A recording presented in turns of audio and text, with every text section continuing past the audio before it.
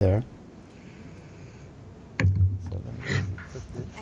You did. Hi, everyone. Welcome to Hi. Tech Down Over. Well, we are just in our pre-show, which is going to be very short. So let's start the show recording in 3. So that's going to be the third button. We're training Danielle. She's learning how to do this. So that'll be 3, 2, and 1. Hi, everyone. Welcome to Tech Down Over. We're here. This is our 109th show, I think. Yep, you've got it 109, yes. Wow. I mean, we're just cranking shows right now. That's good. Certainly, it's fun. Consider we've only been on the air 10 years, so I think I'm just kidding. We're one show a year. Yeah, we do one show a year. That's, So anyway, and here is our intro.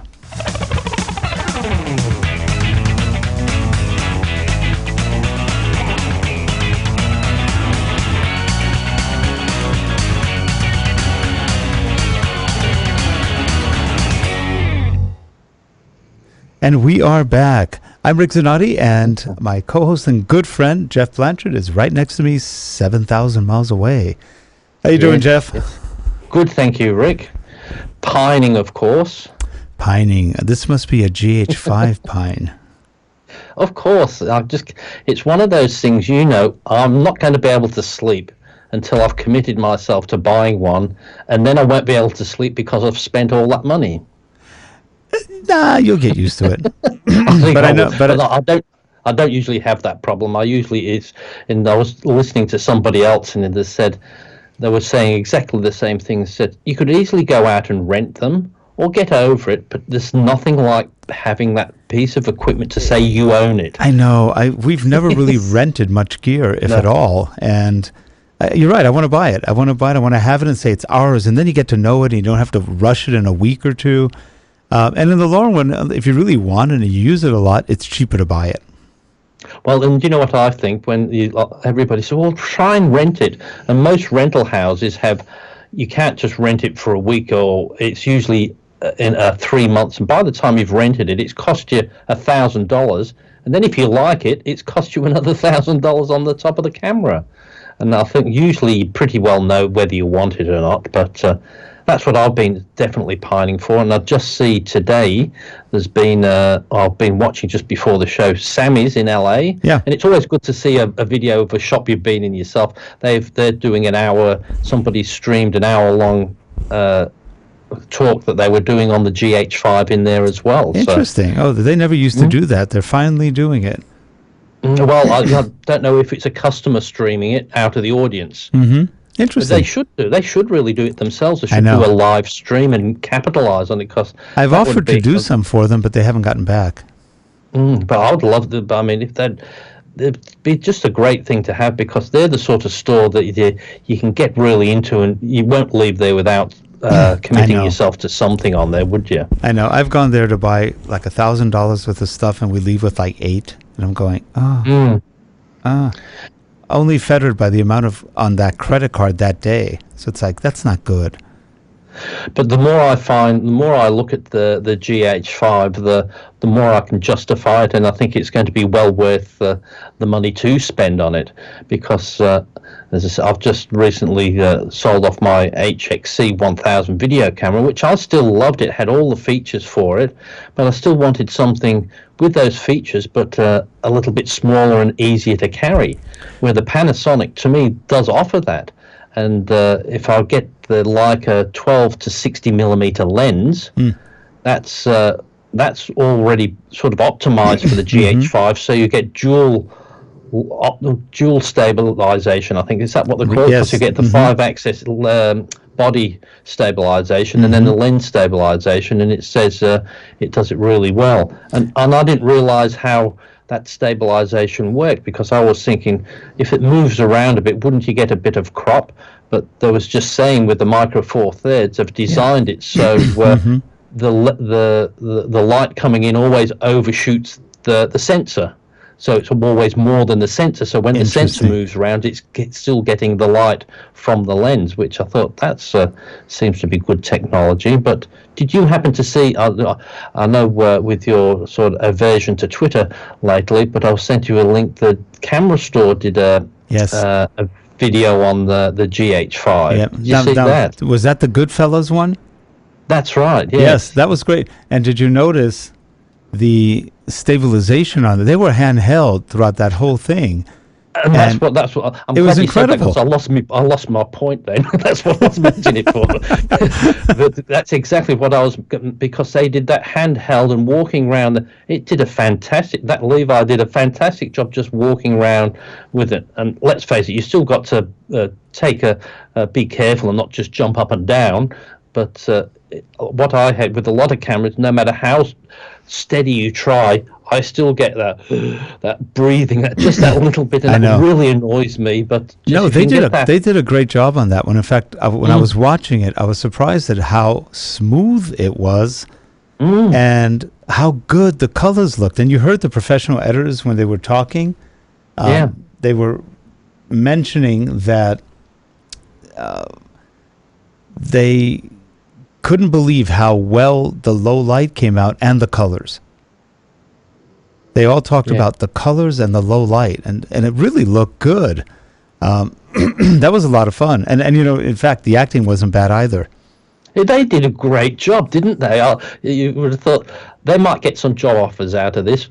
Maybe doing, adverts for people, because there was one of the guys I saw ages ago who did these Final Cut videos with all the video editing. He did some really good ones. I forget what it is. He's in Los Angeles, but he did all these fantastic videos. He's only 17 or something, but now I see him popping up on a lot of the TV adverts with his in his own videos, but doing it for commercial use. Is that Marquez? No, it was just a young fellow. Was what's his name? That kills me when you forget that something as good as that. Marquez something or other. I can't remember his last name, but he did a lot of reviews. He was really in young. Los Angeles, and he does so many. And he's good a millionaire now. Is it? Well, I don't think it's that same one, but not him. Hey, okay. This other one should be. I tell you what he does with his home video camera, and what he did without. Like he did this one with like a Pac-Man type thing with all Post-it notes, and did a whole video with animation, filming stop by stop with Post-it notes. So we got all this motion going across a wall, and it's just fantastic. But as I said, hopefully Chris and Jordan, you'll see them expanding out and doing adverts. But I mean, even things like companies getting them to do adverts for camera gear and things like that. If you can see you can do that, you could, because as I said, it's a bit easier when you can talk about things you really like and know all the time. But when you're given a script and you can stick to it, I think they both did a really good job on that. So, and they said that's what. And they're going to do a review now of the GH5 in depth. I guess maybe they'll come out this weekend or next week. Because that sounds really good. And this camera, when you look at the specs, you just go, really? All that fits into one little camera? Wow. They really, and at first I really didn't have a lot of faith in what they were doing. I said, how much you want to bet that they're going to lose the market because they took too long?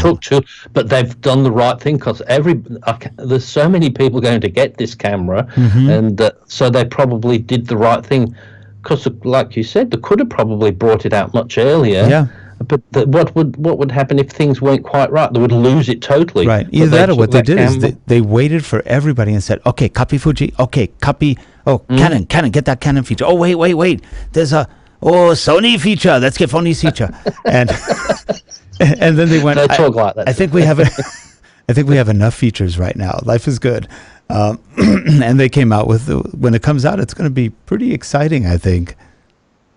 And the thing that really gets me is that it's got our flip viewfinder LCD screen on the back. I know. And I just absolutely love that, because if I'm spending $3,500 on a camera, I don't want that LCD screen to be scratched or whatever when you put it back in the case. Yep. And that flips around and locks away. And when you're using the viewfinder, you don't have to have it out there, and it flips every which way you could possibly want to use it. Yep. Plus those ones that go back underneath and over the top and just angle out a bit, I just think they're quite useless for once you've had a camera, like I said, the FZ1000 with that, and the Canon 60D and the 80D.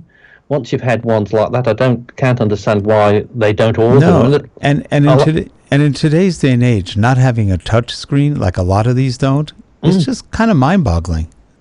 And it was good to see that, like Chris was saying on there, it's one of those ones where this has got the touch screen, but you can have your eye on the electronic viewfinder, and you can be touching that screen while you're doing it. Yes. So you can see on there. You can actually use that at the same time rather than just having to use it when you're looking at the LCD screen. But and quite interesting. And it's interesting. Canon introduced that on the M5, but it looks like Panasonic had it earlier on the GX85 because they had the same feature. I didn't realize that.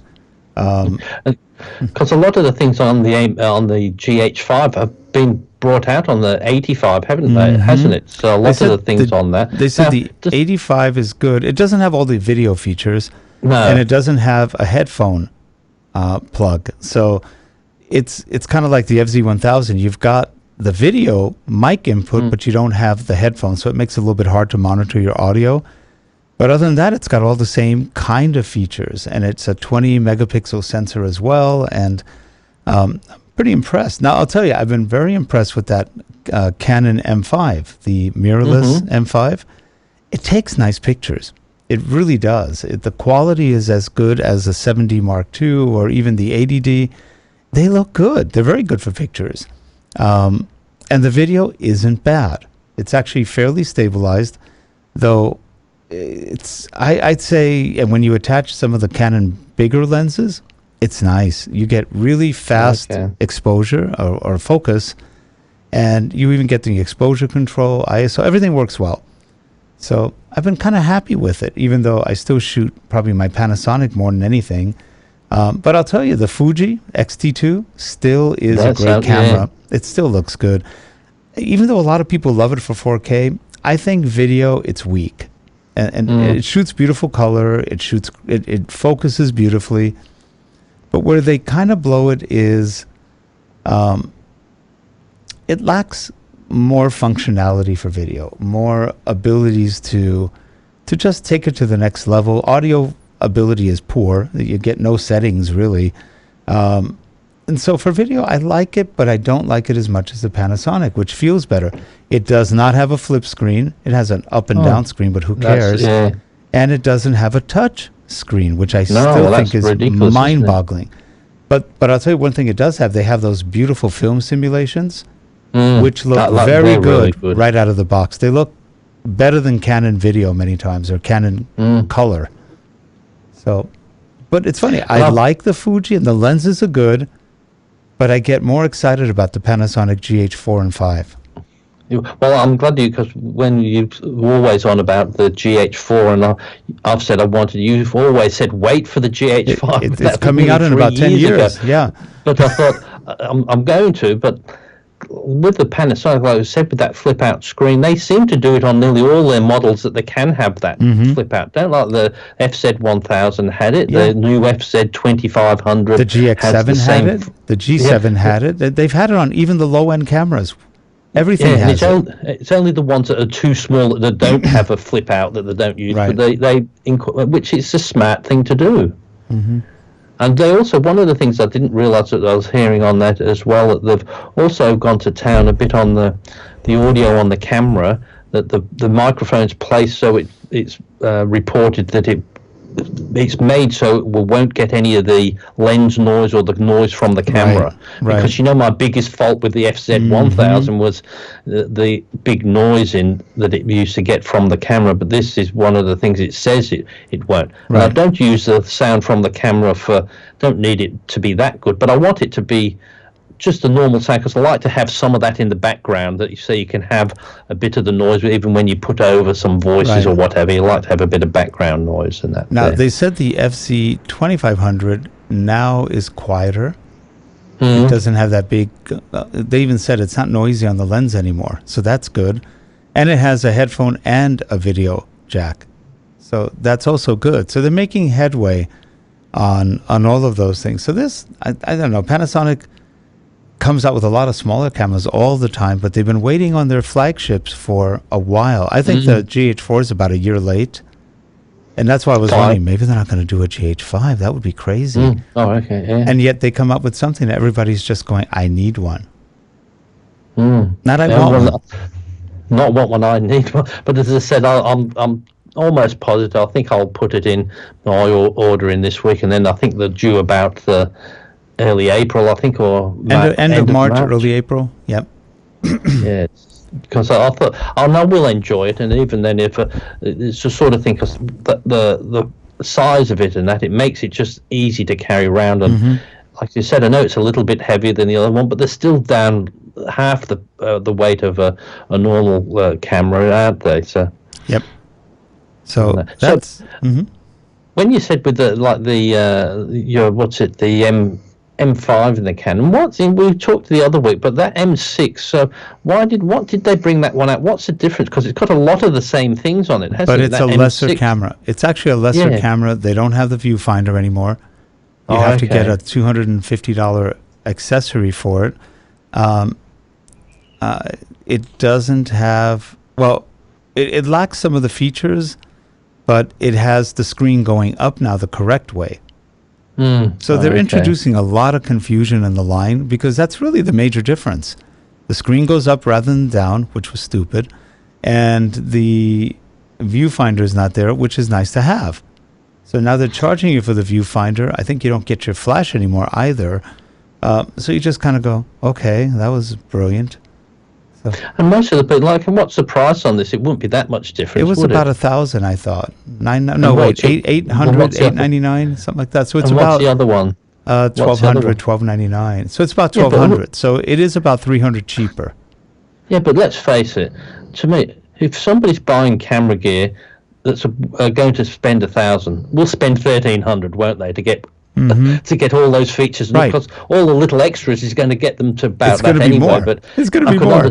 Yeah, I could understand if it was $1,000 cheaper, I would consider Yeah. it. But like me and you, if you see something, there's this one, but for $500 less, you get less fit. I No, know. even if I don't need it, I'll get the $500 more one just to incorporate that. Yeah, But it's also, strange. with that, I'm not thinking. I'm trying to do my research and not just being a Panasonic fanboy. So I'm trying to look. I was looking this week as well at the A6500 in Sony, because I saw Martin, was it Heilbronn, doing a review, and whether I like the camera or not, I just love it because of his review, because he does such a good job. Have you seen a lot of his reviews? I have. I've seen probably 30 of them, and he is very good. We tried to get him on the show. He still hasn't agreed to come on. He doesn't feel he could offer anything. I disagree.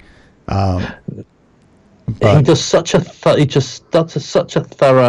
job of and he goes down and says menu 2, line 4, and goes through all the different things Yep. that nobody else does. But a lot of people could do that, but it just makes it more confusing. But he does it in such a relaxed and pleasant manner that you just enjoy watching that. But that's why I've been looking at that 6500. But then I see that for Australian about $2,000 without a lens. So I thought, well, for another 1,600, I've got my GH5 with the lens. So and the thing is, why it's not? a camera that can only shoot about 5 minutes of 4K, and it gets too hot. It's That was another thing, because with the issues, and then that has 120 frames a second for the for the slow motion. The Panasonic has 180. Right. So I keep, but you still need to look at other ones to say why you do need the other one, and then that actually points out a good reason for buying that as well. So Now, the A6500 does look good. I mean, the video quality looks good. The photos look really nice. I mean, to me, it looks sharp and really pretty. But this camera, and I don't like the ergonomics. It's really, really small. And when I do get the Panasonic, see, I'm already sold myself, and I'm going to investigate using some of that vlog, because as I said, both me and you said we haven't got the time to mess around with it, but everybody seems to. I'm going to have a try that and see if it does any good for the likes of us anyway. I mean, you can do it. You can also use Cinelike D, and because that's very similar. That looks good on that. And it looks pretty good. But the vlog is really, truly flat. I mean, it's very gray. So you can play with it. You can you can do it with Final Cut Pro, but you can also use a color from Premiere, or better yet, get a free copy of DaVinci Resolve 12.5, and the color is so nice and easy on it. And that's really lends itself for DaVinci color. I've just had a little play. It just seems so much better with so little effort to do it on there. But the Panasonic with theirs as well, like when you're filming in Vlog, like you said, it just looks like everybody's died and that there's no color and it's so flat. But also, I've heard it makes it very hard if you want to do a bit of focus pulling, and that you can't do it very well because you can't see the image terribly well. But what Panasonic has introduced, when you with that Vlog, you'll be able to, there's 3 lots of that you can do, so it will show you how decent color, so you can keep the focus, and that's so when you're looking at it on the back screen, it will be a decent color, not that flat image. Right. So now, Jeff, that will make it good, so you'll get a lot out of it. Now, Jeff, you're in summer right now in Melbourne. Yes. What's your temperature? Well, it's cooled down now at the moment, so it's probably in the 70s at the moment. That's We've had very nice. some 60s this week. I've heard what you've been saying you've had from your Lectura Live show. It was freezing this morning, 37, 36. That is for you, because you never get that cold, do you? Yeah, we do sometimes, but not all the time. We've been having a lot of cold nights, and then we go from 99% humidity the last 2 weeks. Now we're back at 30-something. So everybody's got sinus headaches today. It's running around going, ugh. So it's been fun. But they said in West Virginia, where Jeff is, the other Jeff, they've been having quite warmer weather. So you must be getting all the cold weather from the east. We must. I don't know. It's global warming, I'm sure. Yeah, that's right. We're freezing our buns off. But that's what I believe in climate change, because like here, as I said the other day, you would have thought it was winter. Right. But then they say it's getting hotter, but the summers are not as hot as they used to be. When I came here as a kid in the 70s, from November to March, it was hot, over 100 nearly every day. Yeah. But now it doesn't do that. Never hasn't done for years. It sort of might have a few days, then drops very coolly. But it has definitely changed a lot. But hey, that makes it good for photography, because it's not always good having the sun out. Well, the other day we woke up early. I don't know why, but we were up at 4:30 in the morning, and we went, oh, that's not good. But we were both awake, so we just got up out of bed, went to a Denny's, had some breakfast, and right when we left Denny's, all of a sudden, golden sky just lit up. It was like, wow. The sun just went over the horizon enough to light the sky. And I didn't have a camera with me. I had my cell phone, but it wasn't working quite the way I wanted. I hate my cell phone. It's a piece of junk. Anyway, I've got a Moto 3 Z-Force. The camera's, it's just a pain. I miss my Note 5, my 7, and my other Samsungs. They were better. But anyway, well, you'll have to get the new replace, whatever they do for the replacement for the Note. It's either going to be 8 or they said there's going to be a new Note sometime soon. Yeah, so. And like people say, but let's face it, that's going to be the safest phone in the world, isn't it? Well, I don't know. I was talking to somebody, Alice Acker. I think you know Alice. And I know Alice, yeah. She was telling me she bought a Samsung washer dryer, and the washer has a little bit of a problem where the top door, the lid, comes off and has broken people's jaws and damaged walls. I was going, what's it fly wow, up and hit them those in the guys should face? move over to the phone division. Imagine that. So I think Samsung may have a quality control issue endemic to the company that's pretty bad. So said the new phone won't blow up, and that it'll just throw itself out of its that would be kind of cool, right? You could call it a self-defense device. That would be great. Just I'm about to be mugged. Phone work. There was saying to Jeff the other day we're talking about the cameras and that. There's I don't know if you subscribe to this young fella in England who does these videos and does about cameras, and he's one of these saying you don't need all this expensive gear, you don't need that. And he said, let's just do a thing. And he said, how much hours and time and reading do you spend when you see a new camera you just have to have? He said, you'll spend days, you'll read every bit of article you can find on it, you'll read everything, you said you'll go out to each store, look what you can, plan to do this, how are you going to afford to do it? I said, well, why don't you put that much effort into when you get the equipment to actually plan and do something with it? And I thought, it's really so true, isn't it? Yeah, so I don't care what. Yeah, it's like, I don't want to do anything with it. I just want it. But as I said, if we sat down and just spent 5 days researching a shoot, I'm going to do this and do that, we'd do some fantastic. But as I said, if we spent as much time as we do lusting after these things, looking at things and preparing for them, I thought he had a good idea, because his video was entitled "Why I'm Not Going to Buy a GH5 or an A7S Mark II." He said, that's funny. Because he said everybody's saying it, but that's let me have you sneak in a little bit over here. This is Danielle. Danielle. Yeah, I think you met Danielle last time. Or you I did, yes. Yeah. Hello, Danielle. So Danielle is a photographer. She's a graphic artist, and she does weddings, which is, you got to be gutsy to do weddings. So she does weddings, and she's been looking at some of the gear we have, and she wants another camera now. So we have that effect on people, by the way. Yeah. Jeff, I'm in the market too, and I really want a GH. She has a GH2. I have an old. So she's a GH5 person. She's ready for the GH5 is saying, Danielle,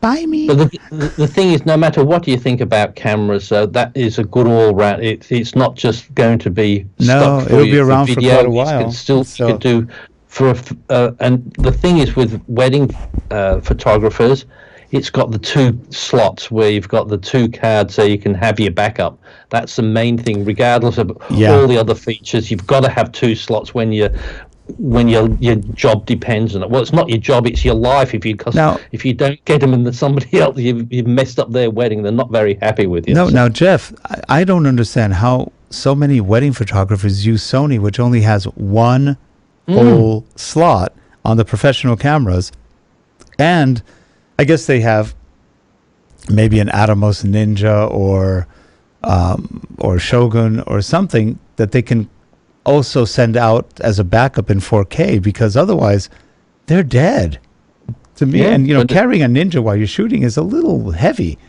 Yeah, but even then, even if your memory cards don't fail and do that, well, won't the camera shut down after a while? That's true too.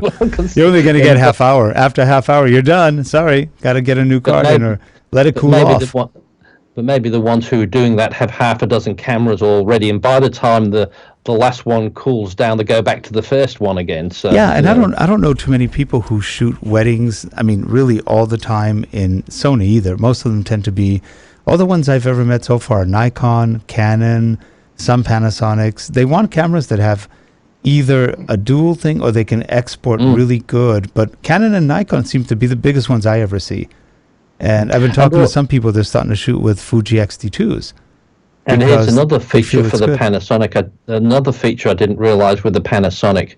You can record to the dual cards, both at the same time, but also you can record externally at the same time. I know, that's amazing. Yeah, because most of them you can only do one or the other, whereas this, so you can record it to your Atomos if you want, as well as doing on the 2 cards as well. So that's really good feature on that as well. So now it is funny because I do think sometimes, because Sony makes the Panasonic sensor as they do almost everybody else, and you just go, what would happen one day if Sony got wiped out by an earthquake, as it almost did about a year ago? They were really delayed on Nikon, got delayed for months. So did some of the other cameras, because they couldn't get chips fast enough. That's a risky business. I mean, Canon didn't get hurt very much, and they make their own chips. Fuji buys chips from Sony. I believe Olympus does too. Sigma makes their own chips, but they're small volume. There's not a lot of them. It's just interesting. To me, I never understand that, because I can never understand how a company can make something for another company that has a product better than theirs. I would always have this feeling that they're going to make the chips slightly inferior, so theirs looks better.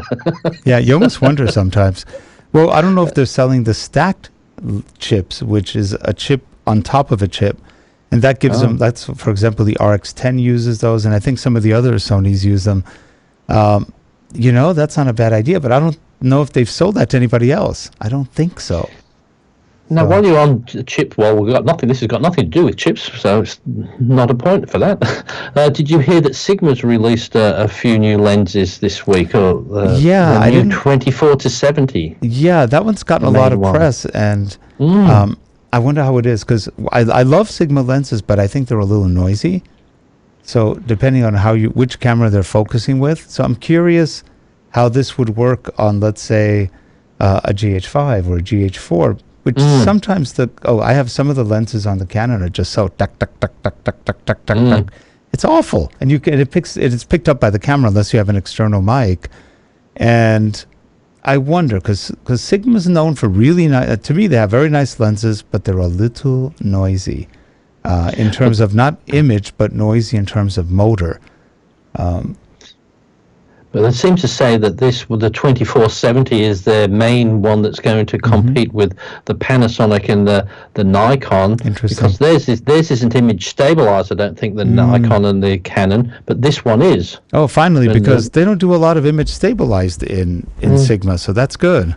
And then they said that it's going to, because I think the Panasonic, no, not the Panasonic, the Sony, the Canon and the Nikon one at about 2,600 and this was hopefully, I think it's supposed to be below the $2,000 mark. That's good. Now, so that'll make a big difference. Now I was going to say, there was something about chips. Slipped out of my head. Yeah, I've been up since 3:30 this morning. My brain is like half on, half off. Well, I was up nice and early at 6 because the dog made. I've got Hudson again, and he doesn't like sleeping in. So we get up. Work day it's 5:30 to get up. So Saturday I can get, but he said no, it's 5:30. Get up. And so so we had to go out for a nice early walk. Oh gosh. So we did that. So. You're lucky I got all the camera battery charged up. I was going to take the camera, and of course, I forgot it, didn't I? I know. Isn't it funny how that happens? The last couple of weeks, I've always had some beautiful shooting experience. I go, this is going to be beautiful. I didn't bring my camera. It's great. I always carry some camera bag, and a couple of days, no. And I've missed some beautiful shots, but it happens. I hate when you're driving in the car and you always see, and by the time you can pull over and stop, there's nothing there to see. Right. Like there's so many good shots, but if you could just stop in the middle of the freeway and get your camera, I'm sure people wouldn't like it, but you can get some really nice shots. Yeah, that's true. From the car. Well, anyway, we've gone on for about a little over half hours, I think. Oh yes, we started about 10 too. I think we said maybe 40 minutes. So we've been over going half an hour. We covered a lot of ground. I'm hoping we have a guest next week, and I think we might. I know Danielle's been reaching out to a lot of people, and so far everybody wants to come on. They just couldn't come on today. So let's see if we can get some people back. Hey, did you see Curtis Judd? He just did a new one with his brother. I just saw a new one out, but I haven't had It's him and his brother. They did a video shoot, a corporate shoot, and it was fun listening to them and watching what they were talking about and stuff. They look like two fun guys to hang around with. Yeah, but as I said, when I get this GH5, I'm going to do something different with this one. I'm going to take that fella's suggestion, and when you get it, sit down and plan some things out and just go to town and spend as much time as you do lusting after the camera. Now, isn't there anything you could do for work, like in all the stuff they do, that you could film, like a training video? I could do that, but as I said, I've got the other stuff to do that. But I'd like to do it first for myself and that. And but as I said, I'm not going to go out to do weddings. I don't want to do weddings. I want to do things that suit me. But I might do just little videos. Think of little short videos, because you don't have to be more than 2 minutes, do they? Well, you have that equestrian hobby you like. You should do something on horses. Yeah, that I could do. You'd be good at that. On that. Yeah, so. you know the industry, and maybe even a small training video or something, how to take care of your horse. That'd be interesting. Yeah, that's one. The inside track on horse. That's right. On horse adjustment, and it we give you the hoof and the paddock, and in the distance you can see Charlie. He's a thoroughbred chestnut. He said, "But be careful, don't startle him." That's true. He is violent. No. I'm just trying to do a David Attenborough thing, but pretending with the horses. He said, and coming up the back is his friends. They all like to eat grass too. Things like They're grass eaters. they're grass eaters, yes. And at the other end comes out a lot of smelly stuff. And that's Well, have you heard some of these crazy environmentalists? It's all about cow farts. They're destroying the earth. I'm like, cow farts are destroying the earth. Oh, God. well, yeah, but then there's Farts. there's the vegetarians or the non-vegetarians said, oh well, if everybody was vegetarians, all the animals would be dead That's true. because, as I said, there's nobody left to eat them. That's so. right. It's strange. Anyway, Jeff, well, hey, you have a great weekend, and we'll see you next week. And if you're watching and like the show, let us know or give us feedback. And if you have any guests you'd like to see, send the names across, and we'll try to invite them. Have a good one, everyone. Bye, Jeff. Thank you. Bye for now.